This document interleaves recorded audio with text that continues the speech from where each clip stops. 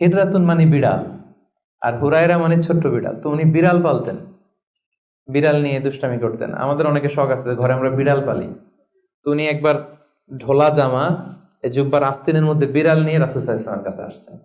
আল্লাহ রাসূল দেখলেন যে আবু হুরায়রা বিড়াল নিয়ে দুষ্টামি করতেছে। তো আল্লাহ রাসূল সাল্লাল্লাহু আলাইহি ওয়াসাল্লাম রসিকতা করে মজা করে ডাক দিলেন, ইয়া আবা হুরায়রা, এই বিড়ালের বাবা। আসলে নাম কি ছিল? আব্দুর রহমান। টাকা দরকার ছিল ইয়া আব্দুর রহমান। এটা না ডেকে রাসূল সাল্লাল্লাহু আলাইহি ওয়াসাল্লাম মজা করে বললেন, ইয়া আবা হুরায়রা, হে বিড়ালের বাবা। তো রাসূল সাল্লাল্লাহু আলাইহি ওয়াসাল্লাম কিন্তু এরকম মজা প্রায় করতেন, প্রায় সাহাবাদের মধ্যে তিনি মজা করতেন, রসিকতা করতেন। তবে এটা হালাল রসিকতা ছিল, হালাল এন্টারটেইনমেন্ট। রাসূল সাল্লাল্লাহু আলাইহি ওয়াসাল্লাম একটু রসিকতা করে বললেন, ইয়া আবা হুরায়রা, হে বিড়ালের বাবা।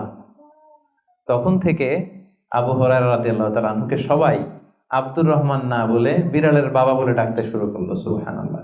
এবং উনি নিজেও এটা নিজের